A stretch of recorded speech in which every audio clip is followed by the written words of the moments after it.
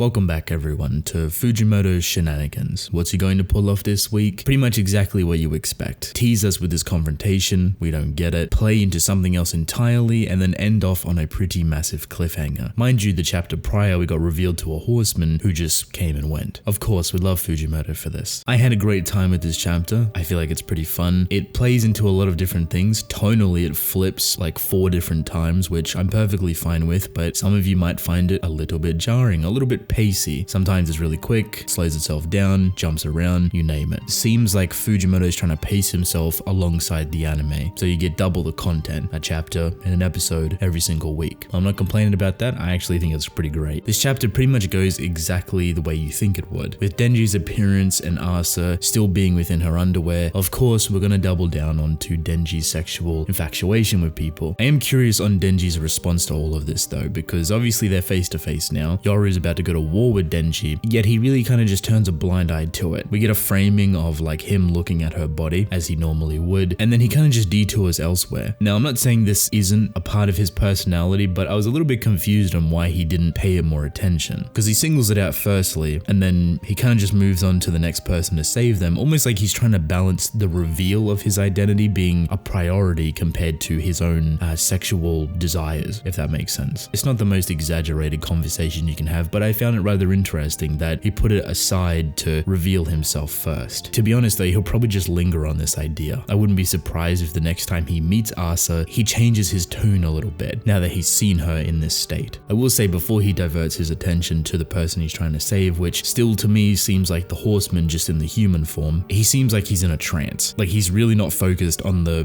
bigger picture surrounding him, he's just focused in. I'm surprised he even snapped out of it. So much so that he questions, does he actually know her? Of course he's not going to, this is more deep rooted to Pochita, but it's always interesting to play around the idea that maybe certain memories or just experiences that are bodily that pull through Pochita start to reveal themselves a little bit more. Does that make sense? Think of it as the quote-unquote full armor form that Denji goes into at the end of Chainsaw Man. This is something that is a massive blend between Denji's personality but more so Pochita's impulse. It's hard to say that Denji even has a thought process while in this form because he's more animalistic. He's driven by this impulse, and it's one that technically shouldn't be his own. Unfortunately, we don't really get a clarification on that because he doesn't speak properly. It's like a massive mash of Pochita and Denji combining with prior experiences that Denji himself didn't know he could do. Like taking his heart out and throwing it and then regenerating himself as like a pseudo teleport, if you will. Long story short, I wonder if any previous encounters that Pochita has had with Yoru start to swell up when he goes into potentially a full armor form within the future, if that does happen. Of course, he tries to reveal himself to this seemingly innocent woman. Yoru's not having this. She's about to blindside him and just attack him in every way she sees fit by taking Yuko's leg and turning it into a weapon. I'm curious on how powerful this would actually be because finally she is weaponized to an extent, or at least a leg that's been cut off. Dennis doesn't care, obviously. He's trying to convince this person that he's human, that he's good, and that he'll show her. He'll reveal his human form. Before Dylan can even do that, we get the octopus tentacle swirl around his body and he vanishes within thin air. Obviously this upsets, even aggravates Yoru. There's a small section of panels before she says all of this where she's taking in the fact that he's vanished, and her facial expressions are really telling to her personality. See, Yoru originally came off as really crazy and out there and someone that seemed so incredibly strong and scary, but we've seen her have this emotional outburst and chuck these tantrums like a spoiled child. So I always love seeing the wave of emotions kind of cross over her face because she's so expressionable. You can basically tell every type of emotion that she's going through with these facial changes. I think it's something that Fujimoto is very proficient at doing,